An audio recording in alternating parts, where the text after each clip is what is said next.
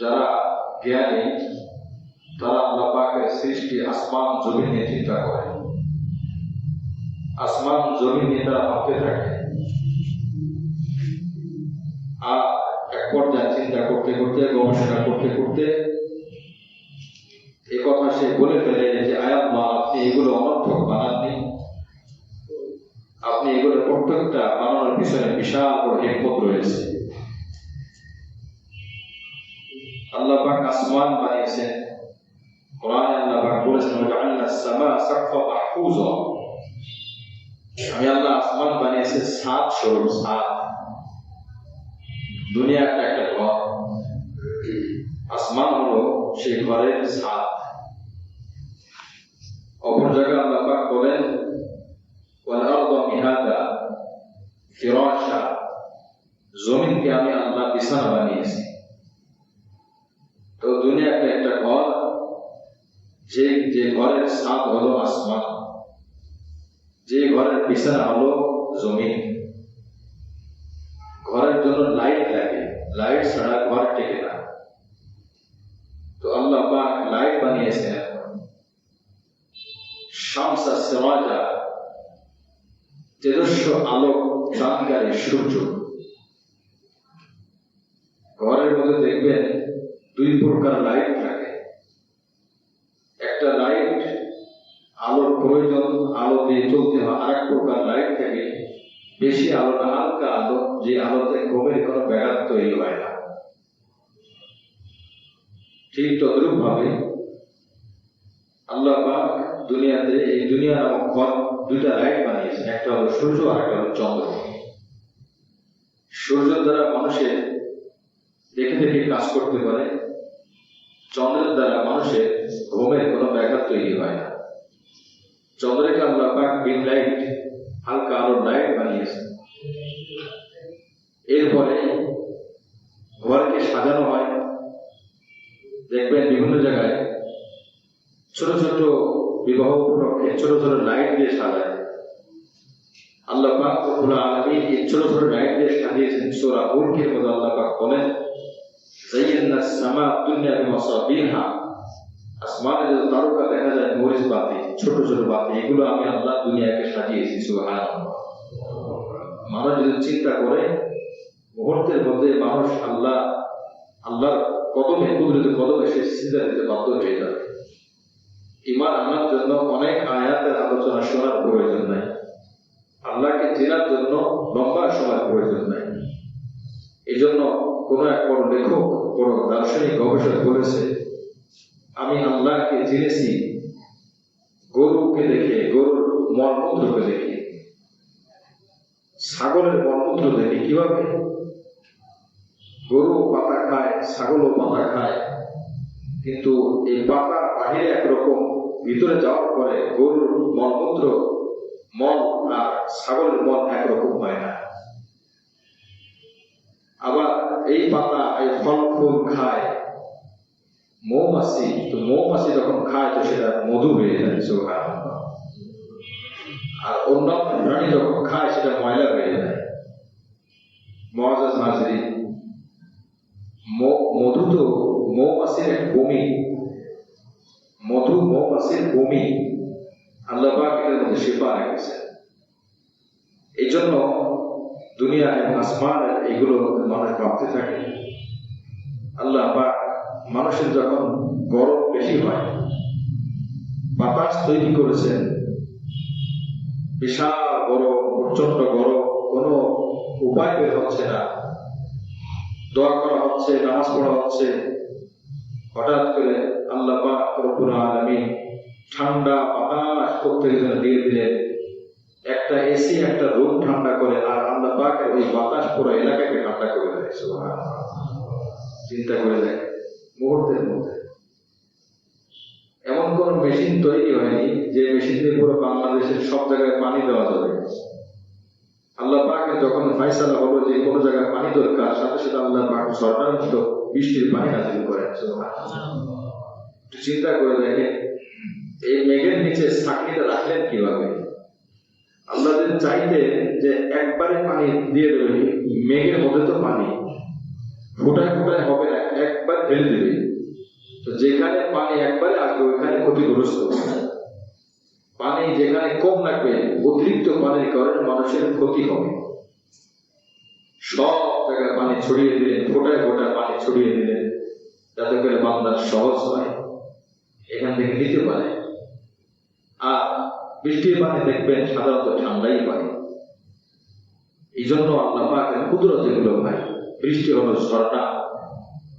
জমিন আল্লাহ পাক বানিয়েছেন, একেবারে শক্ত করেন নাই, একেবারে নরমও করেন নাই। যদি পাথরের মতো শক্ত করতেন তো মানুষ ধান, গম এগুলা রোপণ করতে পারবে। পাথরের মতো কোনো গাছ হয় না, পাথরের মতো কোনো ধান হয় না।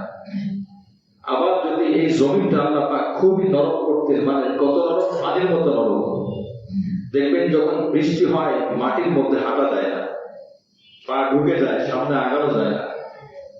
বালুময় জায়গা যেখানে বৃষ্টি হয়, পানি হয়, তো হাঁটা যায় না, কষ্ট হয়, গাড়ি চলে না। খুব আল্লাহ পাক জমিনটাকে কি করলেন, পাথরের মতো শক্ত করলেন না যে বান্দার কষ্ট হবে, আবার কাদা মাটির মতো নরমও করলেন না যে বান্দার হাঁটতে অসুবিধা হবে। সুবহানাল্লাহ। এক কথায় বান্দা উপযুক্ত করে দিয়েছেন।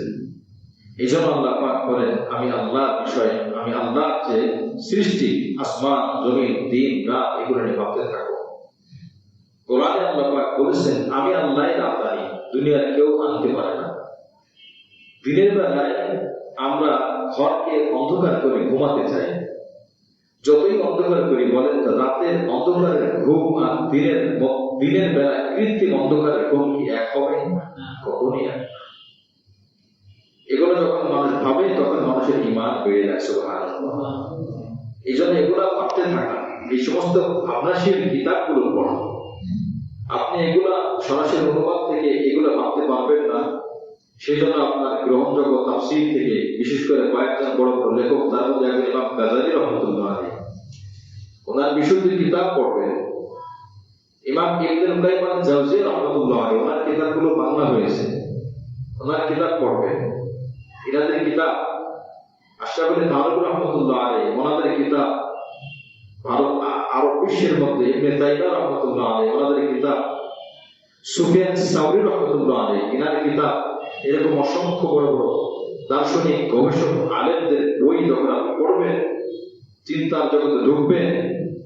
ফখরুদ্দিন রাজি রাহমাতুল্লাহ আলাইহি, উনি যে তাফসীর লিখেছেন, তাফসীরের মধ্যে আপনার সায়েন্স নিয়ে বহুত আলোচনা এসেছে। তাফসীরটা আমার কাছে আছে 30 ভলিউম, 30 খণ্ড। তাফসীরে কাবীর বলা হয়, বড় তাফসীর।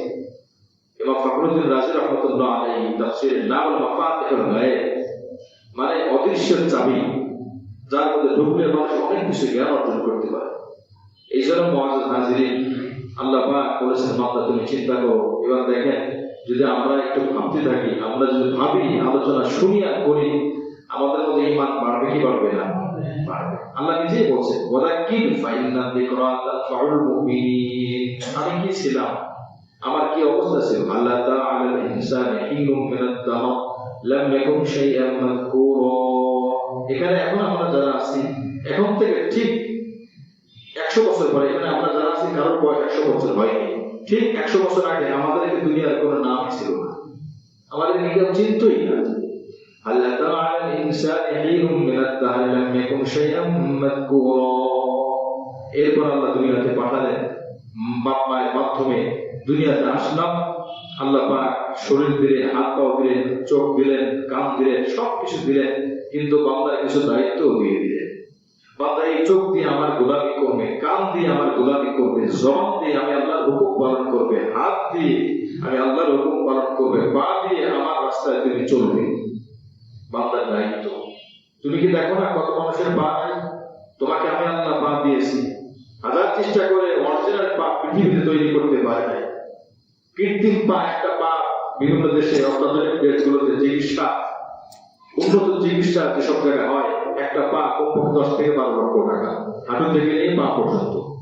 তাহলে কৃত্রিম অবিকল এই পায়ের মতো কাজে রাখবে না। একটা পায়ের দাম, একটা চোখের দাম 5-6 লক্ষ টাকা পায়, 5-6 লক্ষ টাকা। তাও তো আসল চোখ, অন্যের চোখ কিনে আনতে হয়, তৈরি করতে পারে। একটা আঙ্গুল পৃথিবীর সমস্ত গবেষণা দর্শন মিলেও একটা আঙ্গুলের একটা ঘর তৈরি করতে পারবে? পারবে না। এই আঙ্গুলের মাথাতে সাপ আছে, দেখেন ফিঙ্গার দেওয়া হয়, সাপ দেওয়া হয়, কেন দেওয়া হয়? পৃথিবীর মানুষের চেহারা অনেক সময় অনেকের সাথে একজনের মিলতে পারে, কিন্তু এই যে ভিতরে রেখাগুলো কারোর সাথে কারোর মেলে না। সুবহানাল্লাহ। বালা কাদিরিনা আলা আন নুসাব্বিহা বানানা। আল্লাহ পাক বলেছেন, আমি হাসরের ময়দানে কিয়ামতের মাঠে বান্দার হাতের যে রেখাগুলো আছে, রেখাগুলো সহ আমি আল্লাহ উঠাবো। সুবহানাল্লাহ। এখান থেকে বের করছে ফিঙ্গার, নাহলে বুঝবে কেমন যে এটা মেলে না মানুষের। এই জন্য সিগনেচার দিতে পারে না, দড়িটির মধ্যে টিপস হয়ে দেয়। কেন টিপস হয়ে দেয়? কেন বলে কিছু যদি বোঝা যায়, হ্যাঁ এই রেখাগুলো মিলবে না। পৃথিবীর যদি 1000 কোটি মানুষ হয়, রেখা মিলবে না। আল্লাহ পাক বানিয়েছে মানুষকে, একটা পৃথিবী বানিয়েছে, এক একটা মানুষ এক একটা পৃথিবী। ওফি আনফুসিকুম আফালা তুবসিরুন। দেখো না, পৃথিবীর মধ্যে 3 প্রকার জায়গা আছে বৃক্ষ হওয়া না হওয়ার দিক থেকে। একটা জায়গা আছে মরুভূমি, যেখানে কিছুই হয় না। 2 নম্বর হালকা গাছপালা, ঘাস তরুলতা হয়। 3 নম্বর ঘন জঙ্গল, আফ্রিকার জঙ্গল, অ্যামাজন জঙ্গল। মানুষের শরীরের মধ্যে আল্লাহ পাক চুলেরও 3 স্তর দান করেছে। মাথার চুল, দাড়ি, ঘন জঙ্গল বানিয়েছেন। সুবহানাল্লাহ। 2 নম্বর মানুষের শরীরে যে লোম দিয়েছেন, এখানেও চুল আছে। এটা ঘাস পাতার সাদৃশ্য, ঘাসের ভিতরে মাটি দেখা যায়, তো মানুষের শরীরের এই পশমের ভিতরেও তার চামড়া দেখা যায়। সুবহানাল্লাহ। এটা পৃথিবীর ওই জায়গার সাদৃশ্য। নম্বর 3 মরুভূমি, যেখানে কিছুই হয় না। মানুষের 2 হাতের তালু আর পায়ের তালু, কোনো পশম ওঠে? কোনো ওঠে না, পশম ওঠে না। এটা মরুভূমির সাদৃশ্য। পৃথিবীতে 2 ধরনের পানি আছে, এক হলো মিষ্টি পানি, আর এক হলো লবণাক্ত পানি। মানুষের শরীরের মধ্যে 2 প্রকার পানি আছে। শরীর থেকে যে ঘাম বের হয়, এটা লবণাক্ত। মানুষের মুখের লালা, এটা লবণাক্ত না, এটা মিষ্টি। এটা লবণাক্ত। মানুষের ভিতরে আমরা মেশিন তৈরি করে দিয়েছে, এই মুখ দিয়ে আপনি বাতাস, 2 প্রকার বাতাস বের হয়, ঠান্ডা এবং গরম। আপনি ঠোঁট চেপে ধরে যখন বাতাস বের করবেন, তখন দেখবেন ঠান্ডা বাতাস বের হয়।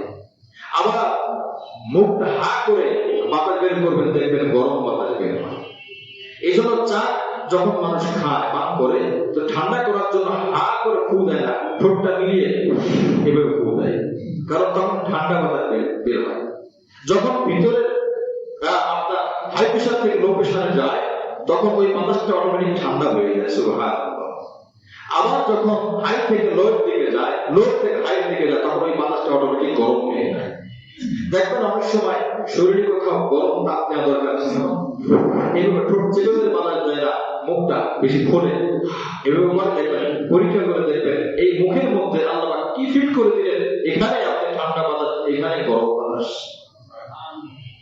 ভিতরে কি মেশিন ফিট করা আছে? শরীরের ঘাম গরম না, পিশাবের পানি গরম। এমন কোন মানুষ নাই যার পিশাবের পানি ঠান্ডা। যত শীতকাল হোক, এমন দেশ আছে যেখানে পানি নিক্ষেপ করলে, আমি যতটুকু জানি, 10 ফুট উপর থেকে নিচে পড়তে পড়তে ওই পানি বরফ হয়ে যায়। কিন্তু ওই মানুষটা যখন পেশাব করে, ওই পেশাবটা কিন্তু গরম, ঠান্ডা হয় না, এই পানিটা গরম হয়। আল্লাহ কি কুদরত ভিতরে দিলেন। এই জন্য এক একটা মানুষ এক একটা পৃথিবী, মানুষের মধ্যে আল্লাহ পাক সেগুলো দিয়েছে। এই জন্য মানুষ নিজেকে নিয়ে ভাবো, কত মানুষের চোখ নাই, আমি আল্লাহ তোমাকে চোখ দিয়েছি। কত মানুষের হাত ছাড়া আমি আল্লাহ জন্ম দিয়েছি। এমন মানুষ আছে যে 1-2 মানুষ, একজন মানুষ 2 জন, বডি একটা, মাথা 2টা। দেখছেন কিনা? মাথা 2টা, বডি একটা, 2 ভাই। যদি এরকম বানাতো আল্লাহ, এই জন্য মানুষ নিয়ামতের বড় শুকরিয়া করে, বড় শুকরিয়া।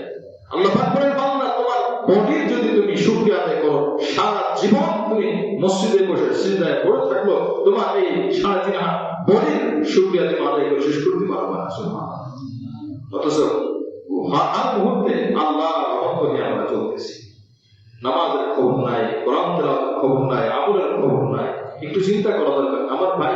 এই ভিতরে আমাদের যে রক্ত চলাচল করে, আমাদের পিশাব হয়ে পানি বের হয়ে যায়, মলমূত্রের মাধ্যমে অর্থাৎ খাবারগুলো যেভাবে বের হওয়া দরকার বের হয়ে যায়, এগুলো কি আমার আপনার চেষ্টায় বের হয়? আল্লাহ পাক কুদরতি হয়ে করে। আল্লাহ নারাজ হয়ে, আল্লাহ রাগ হয়ে যদি আল্লাহ এগুলো বন্ধ করে দেয়, শরীরের এই হাতে গুরুত্বপূর্ণ কিছু রগ আছে, রগের মধ্যে যে রক্ত বন্ধ হয়ে যায়, ব্লক হয়ে যায়, সাথে সাথে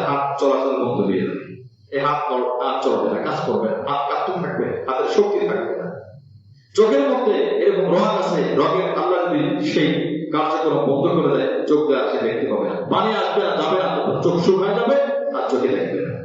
মানুষের চোখে যখন পানি থাকে না তখন সে চোখে দেখে না। ব্রেনের একটা রক যদি আল্লাহ বন্ধ করে দেয়, ব্রেনে কাজ করবে না, পাগল হয়ে যাবে। মুআজ্জাজ হাজরিন, এই জন্য একটু ভাবি আমরা, আমি ছোট হই কিংবা বড় হই কিংবা মুরব্বী হই, আমি যেই হই না কেন, আমার মতো বহুত মানুষ এখনো যে বাবরা পাগলা কাটাতে আসে কি আসে না বলেন? প্রত্যেক বয়সী ছেলে মেয়েকে আপনি পাবনায় পাবেন। আল্লাহ তো আমাকে পাগল বানান নাই। প্রত্যেক বয়সে আমার মতো আপনার মতো প্রত্যেক বয়সে এমন বহুত মানুষের তার চোখ নাই, আল্লাহ পাক আমাকে চোখ দিয়েছে। প্রত্যেক বয়সে মানুষের দেখবেন হাত নাই, আল্লাহ পাক আমাকে হাত সবল করেছে, পা সবল করেছে। কত মানুষের হাত ছিদ্র, আল্লাহ পাক আমাকে হাত সুন্দর বানিয়েছে। কত মানুষ কত রকমের বৈচিত্র্যময় মানুষকে আল্লাহ পাক বানিয়েছেন, আর আল্লাহ আমাকে নিখুঁত ভাবে পরিপাটি করে বানিয়েছেন। বান্দা যদি নিজের দিকে তাকায় তখন এই বান্দা কিভাবে আল্লাহর বাধ্য হয়। এই জন্য আল্লাহ পাক বললেন, তুমি আমাকে নিয়ে ভাবতে থাকো, আমার কথা চিন্তা করো, এগুলো নিয়ে ভাবো, আমি আল্লাহ তোমাকে দিচ্ছি আমার না এমন এই নিয়ামত গুলো পৃথিবীর কোন মানুষ তৈরি করতে পারবে না। পৃথিবীর সব সম্পদ আর সব জ্ঞান, সব শক্তি, সব ক্ষমতা এক জায়গায় করার পরেও এক ফোঁটা রক্ত তৈরি করতে পারবে? যদি গরুর রক্ত বলা হয় তাও পারবে না, এক ফোঁটা রক্ত। এই তো মানুষের শক্তি, তাই না? এই তো মানুষের ক্ষমতা, এই তো মানুষের সম্পদের শক্তি, এই তো মানুষের জ্ঞানের শক্তি, এই তো মানুষের চেহারার শক্তি। এক ফোঁটা রক্ত সে তৈরি করতে পারলো না। এক ব্যাগ রক্তের জন্য মানুষের দ্বারস্থ হতে হয়, ভিক্ষা চাইতে হয়, ভাই এক ফোঁটা রক্ত দাও। মুআজ্জাজ হাজরিন, আল্লাহ পাক রব্বুল আলামিন বললেন, এখন এগুলো নিয়ে ভাবো তুমি। আজকে যে আয়াত, এই শিক্ষা, এটা হলো ভাবতে থাকা, মানুষের ঈমান বাড়বে। আপনি চিন্তা করবেন, দেখেন আমরা সারাদিন 24 ঘন্টায় 1440 মিনিট আমরা আমাদেরকে নিয়ে, আল্লাহর মাখলুক নিয়ে কয় মিনিট চিন্তা করি? দেখবেন 1440 মিনিটের মধ্যে 1400 মিনিট শুধু দুনিয়া কিভাবে ভালো থাকা যায়, খারাপ আছে এর থেকে কিভাবে বাঁচবো, সামনে কিভাবে ভালো হবে, এই চিন্তা ওই চিন্তা, নানান ব্যস্ততার মুখী, ব্যক্তিগত চিন্তা, পারিবারিক চিন্তা, সামাজিক চিন্তা, ব্যবসায়িক চিন্তা, কৃষি সমাজের চিন্তা, পরিবারের চিন্তা, অধীনস্থের চিন্তা, মালিকের চিন্তা, নানা ব্যস্ততাকে সামনে রেখে সব চিন্তা ঠিকই আমার হয়, কিন্তু আমি আল্লাহর মাখলুক নিয়ে, আমি আমাকে নিয়ে, আল্লাহর নিয়ামত নিয়ে আমাদের চিন্তার সময় নেই। অথচ আল্লাহ পাক বলেছেন চিন্তা করো, ভাবতে থাকো তুমি, এগুলো ভাবো। মহান রব্বুল আলামিন কি কি নিয়ামত দিয়েছেন। কোরআন শরীফ শুধু পড়লাম না, পড়ে গেলাম, অনুবাদ করে গেলাম, ব্যাস আমি এতবার অনুবাদ করছি। আপনি অনুবাদ করে কি করছেন? আপনার অনুবাদ দ্বারা আপনি কি অর্জন করছেন বলেন তো? ইমাম হযরত ওমর রাদিয়াল্লাহু তাআলা 2.5 বছর সূরা বাকারা বুঝে বুঝে বুঝে বুঝে পড়ে শুকরিয়া আদায় করছে, উট জবাই দিয়ে মানুষকে খাওয়াইছে, শুকরিয়া শুরু। সে বলতে পারে যে আমি বুঝছি, আমরা বলতে পারি না। এই জন্য আমার ভাই, শুধু অনুবাদে সফলতা না, শুধু তাফসীরে সফলতা না, এগুলো আমলে আনা আর চিন্তা করতে থাকা। এই জন্য নবী আলাইহিস সালাম মাঝে মধ্যে মুরাকাবার কথা বলেছেন, চিন্তা করার বা গবেষণা করা। বান্দা নিজেকে যাওয়ার কথা ভাবে, আর কিছু দরকার না, আল্লাহ আর কিছু দরকার নাই। জান্নাত জাহান্নাম পাওয়া যাবে তো, জান্নাত তো আল্লাহ পাকের নিয়ামতে আসবে। বান্দা নিজের মধ্যে যে নিয়ামত আল্লাহ পাক দিয়েছেন, এইটার কৃতজ্ঞতা বান্দা তুমি আদায় করো না। অনেকের মাথায় দেখবেন চুল ওঠে না, চিকিৎসা করতে যায় যে চুল ওঠে না কেন, হরমোনের সমস্যা, কত চিকিৎসা করার পর চুল ওঠে না, ভাই হয় না, কত মেডিসিন লাগে। অনেকে অনাকাঙ্ক্ষিত জায়গাগুলোতে চুল ওঠে। মেয়েদের এখানে যদি দাঁড়িয়ে ওঠে ভালো লাগবে? ভালো লাগবে না। এখানে দাঁড়িয়ে উঠছে, চুল উঠছে মেয়েদের, এটাকে দাঁড়িয়ে বলে না। মেয়েদের এখানে যদি কোনো চুল ওঠে এটা চাষা যায়, জায়েজ না, বরং উত্তম। মেয়ে সুরূপ আচরণ উত্তম। ছেলেদের করা যাবে না, কাটা যাবে না, মেয়েদের কাটতে হবে, কারণ মেয়েদের এটা পশম, সাধারণ পশম। ছেলেদের যেমন মোষ কাটা এটা অতিরিক্ত পশম, কর্তনশীল পশম। মেয়েদেরও এই দাড়ি এটা কর্তনশীল পশম, এটা দাড়ি না। তো যদি এখানে মেয়েদের পশমাটা কেমন লাগবে দেখতে, এটা দূর করার জন্য কত চেষ্টা করে। আল্লাহ পাক অটো মেয়েদেরকে সুন্দর করে দিয়েছেন। বান্দা, ও মেয়ে আমার, আমার বান্দি, তোমাকে আমি এখানে চুল দিয়ে মানুষ তোমাকে খারাপ করবে। আমার ভাই, এই জন্য আল্লাহ পাক রব্বুল আলামিন বলেছেন, সমস্ত নিয়ামত আমি আল্লাহ তোমাকে দিয়েছি, তোমার রিজিকের ব্যবস্থা আমি আল্লাহ করেছি, তুমি শুধু ইস্তেমাল করো, রূপান্তর করো। সৃষ্টিকর্তা আমি আল্লাহ, রূপান্তরকারী তুমি। আটা, গম, ময়দা, চিনি, ডিম মিলে তুমি কেক বানিয়েছো, এটা তুমি বানাও না, তুমি রূপান্তর করেছো। আমি আল্লাহ ডিম না দিলে, আমি আল্লাহ চিনি না দিলে, আমি আল্লাহ আটা না দিলে কেক হতো, বিস্কুট না। এই জন্য আমার বান্দা এখন চিনি কেন বলে, তুমি আখের থেকে রূপান্তর করে চিনির আকৃতি দিয়েছো, আটটা তো আমি আল্লাহ দিছি। সমস্ত নিয়ামতের গোড়া, পৃথিবীতে যত প্রকার খাদ্য আছে, হাজার হাজার লাখ লাখ রেস্টুরেন্ট গুলোতে ঢুকলে, চাইনিজ রেস্টুরেন্ট, দেশীয় রেস্টুরেন্ট যত আছে, ঢুকার পরে দেখবেন কত খাবার। এই খাবারের কি বলে, প্রত্যেকটা খাবার সূত্র বা আল্লাহ পাক কিনা বলেন, আল্লাহ পাক প্রত্যেকটা খাবার সূত্র। বান্দা শুধু রূপান্তর করছে, আকৃতি দিছে, রূপ দিছে। আল্লাহ পাক রব্বুল আলামিন এই কথাই বলছেন। হযরত মূসা আলাইহিস সালাম পাহাড়ে গেছে, যাওয়ার পরে মূসা আলাইহিস সালাম আল্লাহর সাথে কথা বলছেন। মূসা আলাইহিস সালাম বলেন, আল্লাহ আমার পরিবারের রিজিকের দরকার, আপনি রিজিকের ব্যবস্থা করেন। মূসা আলাইহিস সালামকে আল্লাহ একটা শিক্ষা দিতে চাইলেন, একটা হিকমত দিলেন। মূসা, এই পাহাড়ে আসছো, পাথরের একটা টুকরা আছে, ওই জায়গা যাও, তুমি একটা বাড়ি মারো। মূসা আলাইহিস সালামের শক্তি, অত্যাধিক শক্তি ছিল। উনি আঘাত করলেন লাঠি দিয়ে, পাথরের টুকরাটা ভেঙে গেল। মূসা আলাইহিস সালামকে আল্লাহ পাক বলেন, ভিতরে যে পাথরের টুকরা ভেঙে বের হয়েছে, ওই পাথরের টুকরা আরেকবার ভাঙো। আবারও ভাঙছে, ভাঙার পরে এর মধ্যে আরো ছোট টুকরা বের হলো, ওইটাকে আবার ভাঙো। তিনবার ভাঙছে।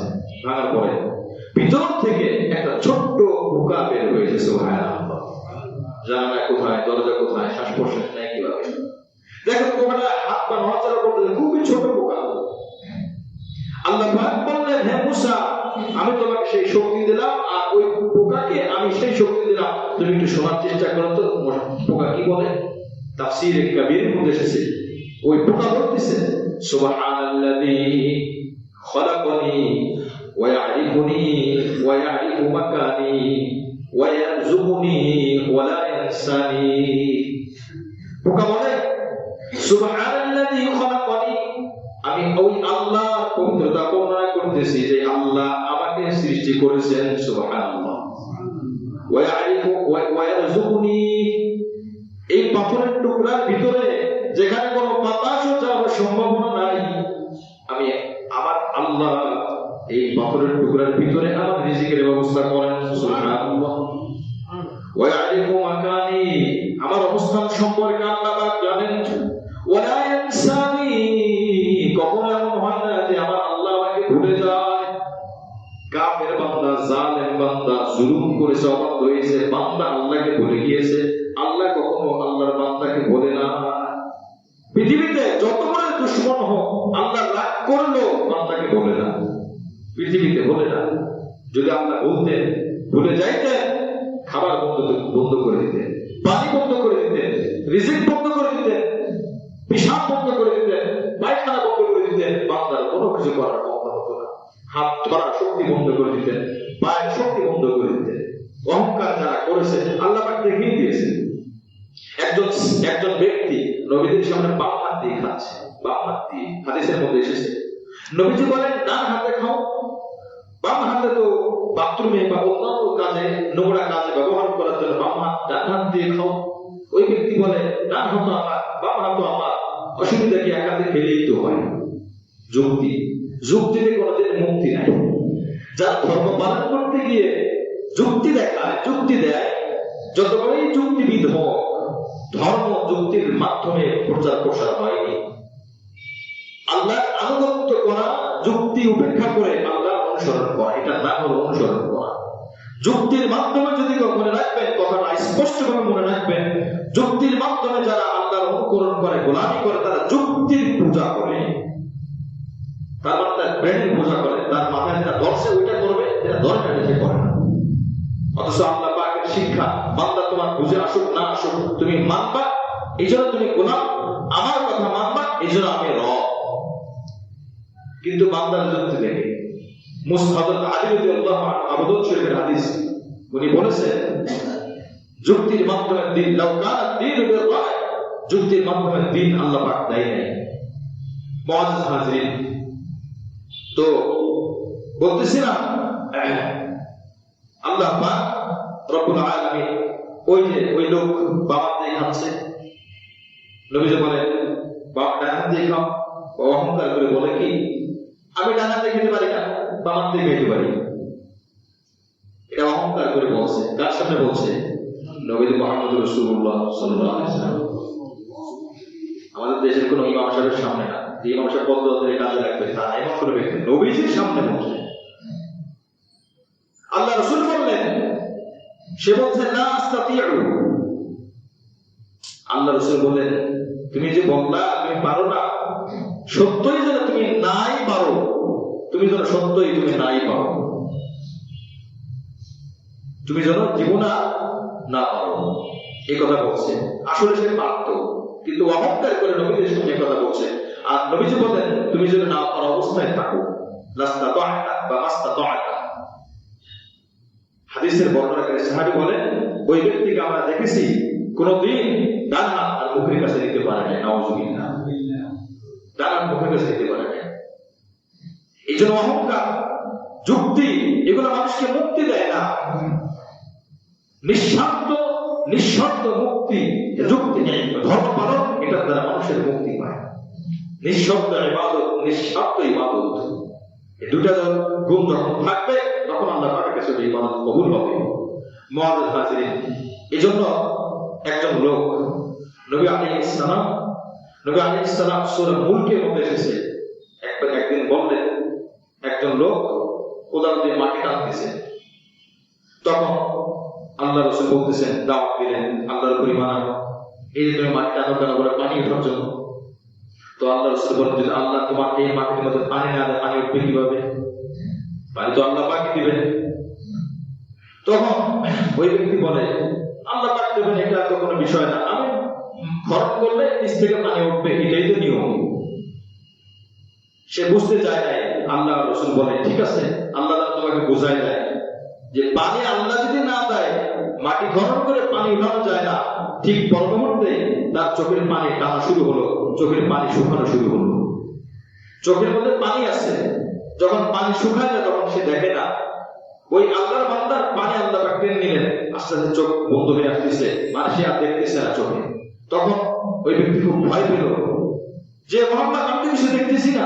বলে না দেখো, তুমি না বললা মাটি টানলেই পানি আসে, তো তুমি চোখের পানি আনো, জমিনের মাটি বলে কথা, তোমার চোখের পানি তুমি দাও তো। ওই ব্যক্তি সাথে সাথে অন্ধ হয়ে যায়। এই যে অহংকার, এটা আল্লাহ পাক পছন্দ করেন না। বাড়াবাড়ি করা আল্লাহ পাক পছন্দ করেন না।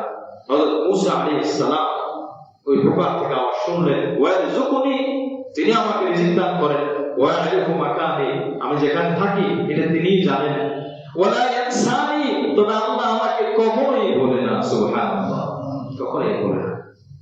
মুআজ্জাজ হাজিরিন, এজন্য আল্লাহ রাসূল সাল্লাল্লাহু আলাইহি ওয়াসাল্লাম প্রায় সময় সাহাবীদের সামনে হাজার হাজার আয়াত শুধু এই নিয়ামত নিয়ে বিধানের আয়াত, নামাজ, রোজা, হজ, যাকাত, এগুলো মাত্র 500 আয়াত। কত আয়াত? মাত্র 500 আয়াত।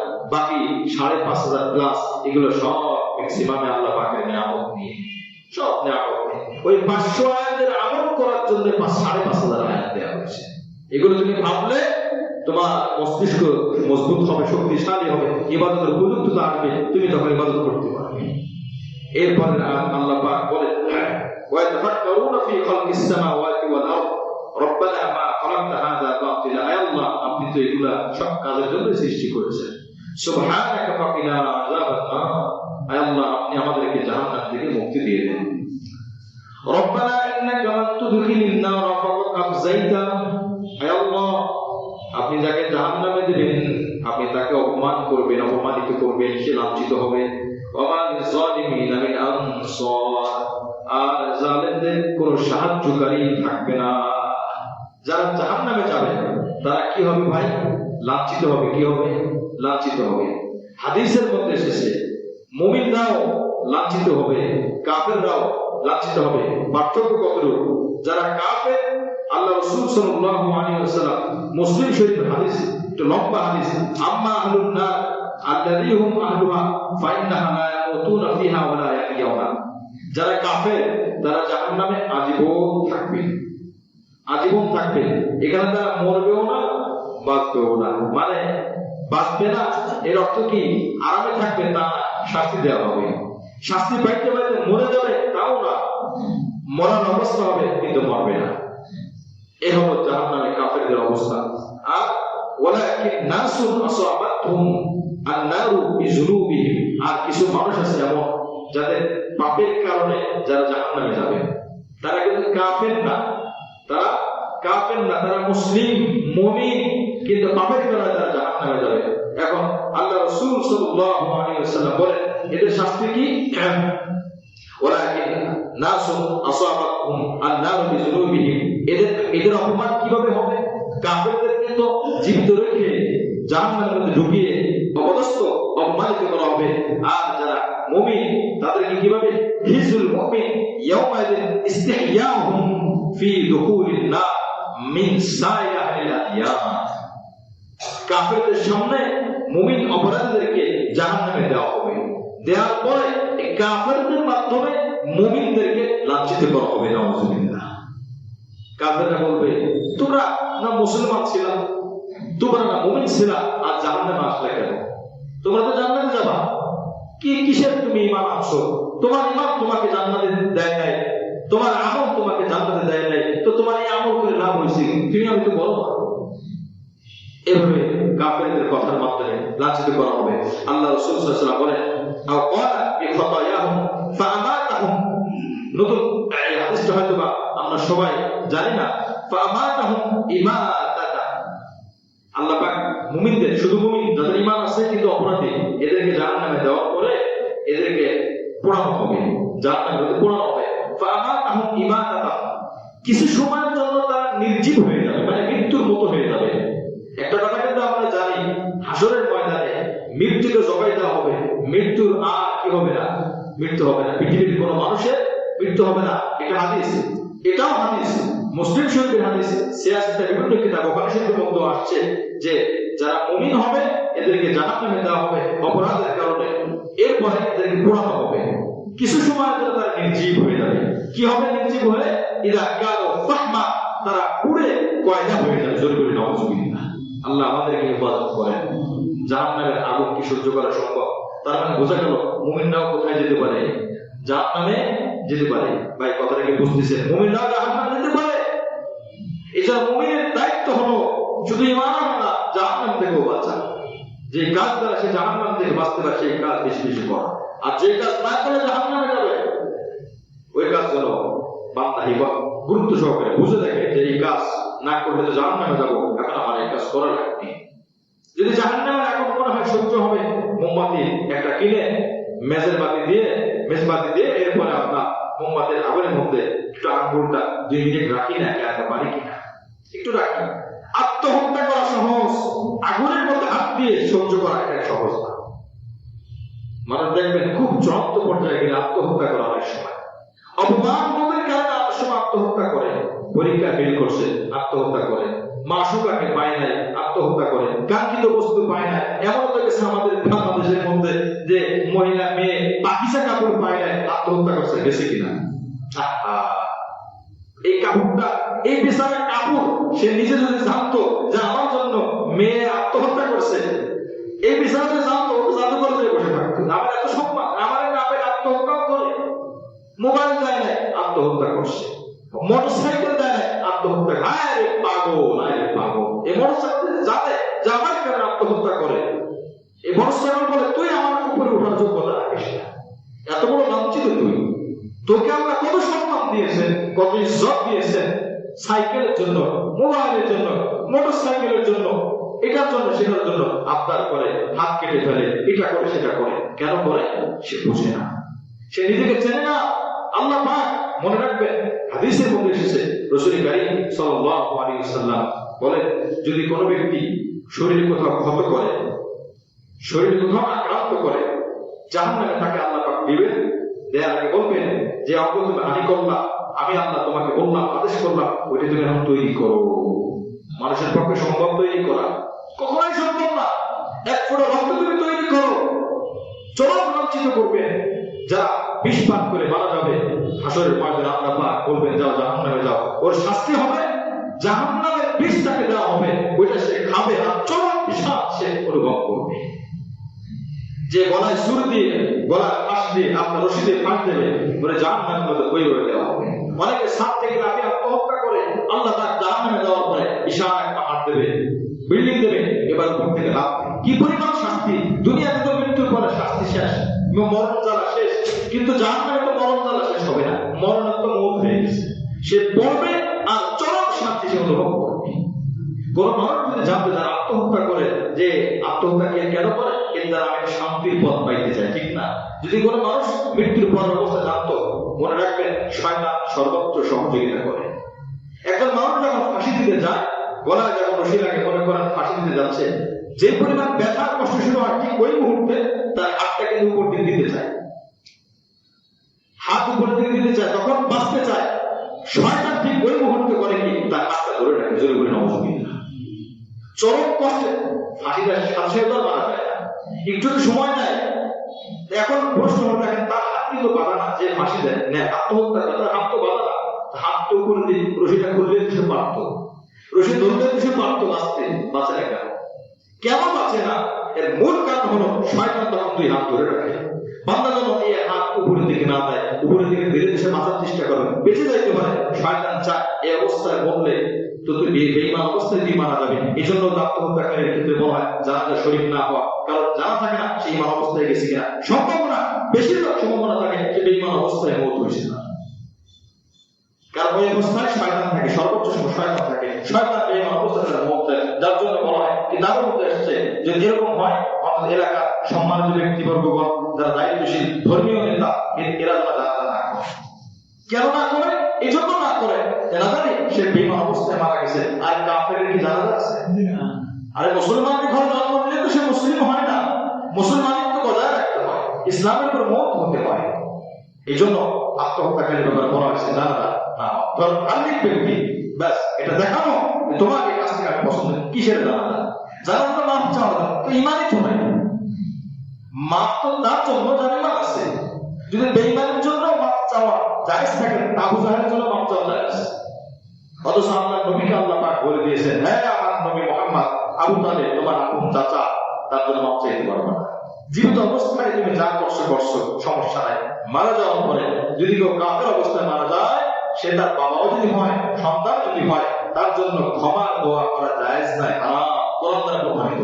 ইব্রাহিম আলাইহিস সালাম দোয়া করতেছিলেন, প্রথমে আল্লাহ পাক নিষেধ করে দিয়েছেন, ইব্রাহিম আলাইহিস সালাম আর দোয়া করেন নাই বাবা আজরের জন্য। এই জন্য মুআজ্জাজ নাজিরিন, মুমিনদেরকে জাহান্নামে দেওয়ার পরে মুমিনদেরকে পোড়ানো হবে, পোড়ায়া সাময়িক কিছু সময় নির্জীব বানিয়ে ফেলা হবে। ঈমান আল্লাহর হাক্কান, এরপরে কয়লা হয়ে যাবে। এরপরে যখন শাস্তি শেষ হয়ে যাবে, হাত্তা উযিনা বিশফাআতি, সুপারিশের মাধ্যমে, নবীর সুপারিশ বা দিনদার যাদেরকে সুপারিশের অধিকার আল্লাহ পাক দিবেন, তাদেরকে ডাকা হবে, তোমরা কি সুপারিশ করতে চাও? তো তখন সুপারিশ করবে। ফাজিআতিহিম, তাদের কাছে আসবে, বাবায়রা বাবায়রা, জামাতে জামাতে জামাতে মুমিনদেরকে জাহান্নাম থেকে বের করবে। সুবহানাল্লাহ। এরা কিন্তু এখন নির্জীব, মনে রাখবেন, এরা কিন্তু নির্জীব, বের করা হয়েছে, পালা হয়ে গেছে, সাময়িক নির্জীব। ফাবুতু আলা আনহারিল জান্নাহ, জান্নাতের একটা নদী থাকবে, এই নদীর মধ্যে মুমিন যারা অপরাধী তাদেরকে ফেলা হবে ধোয়ার জন্য। জামা ময়লা হয়ে গেলে পরিষ্কার পানি দিয়ে ধুইতে হয়, জান্নাতের পানি দিয়ে এদেরকে ধোয়া লাগবে। জাহান্নামের মধ্যে ময়লা আবর্জনা তার শরীরে রাখছে। সুম্মা কিলা ইয়া আহলাল জান্নাহ, এরপর আল্লাহ পাক বলবেন, হে জান্নাতীরা, আফিদু আলাইহিম, তাদের উপর জান্নাতি পানি তোমরা ঢেলে দাও। সুবহানাল্লাহ। ফায়াকুতুনা নাবাতাল হিব্বাতি তাকুলু ফি হামিস সাইল, এক পর্যায়ে শক্ত পাথুরি জমিন, শক্ত জমিন, যে জমিন শুকিয়ে গিয়েছে, ওই জমিনে যখন পানি দেওয়া হয়, ওই জমিন থেকে শস্য ফল দানা উৎপন্ন হয়। সুবহানাল্লাহ। এই জমিন, এই শরীরটা শুকিয়ে গিয়েছে, জাহান্নামের মধ্যে পুড়ে ময়লা হয়ে গিয়েছে। যখন জান্নাতের নদীর মধ্যে ফেলা হবে, পানির মধ্যে ফেলা হবে, উপর দিয়ে পানি ফেলা হবে, সাথে সাথে ওই শরীর আবার চাঙ্গা হয়ে সতেজ হয়ে আবার সুন্দর রূপ ধারণ করবে। সুবহানাল্লাহ। হাদিসের গল্প। এরপরে তাকে বলা হবে, এবার তুমি জান্নাতে চলে যাও। সুবহানাল্লাহ। তো মুমিন মানুষ ঈমানের কারণে জান্নাতে যাবে। প্রশ্ন হলো, আমি যে বদামল করলাম, এই বদামল করার কারণে এতটুকু সময় কি আমি জান্নাতে থাকতে পারবো? বলে সম্ভব না। এই জন্য বদামল করা যাবে না, চেষ্টা করা। বদল হয়ে গেলে এটার জন্য মাফ চাওয়া ইস্তেগফারের মাধ্যমে এই আয়াত পিছনে আয়াত সহকারে রব্বানা ইন্নাকা মান তুদখিলিন নার ফাকাদ আযাইতা আল্লাহ, যাকে আপনি জাহান্নামে দিলে সে তো চরম লাঞ্ছিত হবে। আমার যালিমিনা মিন আনসার, জালিমদের কোনো সাহায্যকারী নাই। আল্লাহ আপনি আমাদেরকে জাহান্নামে না দিয়ে জান্নাতে দিয়ে আপনি আমাদেরকে সম্মানিত করেন, বলে আমিন।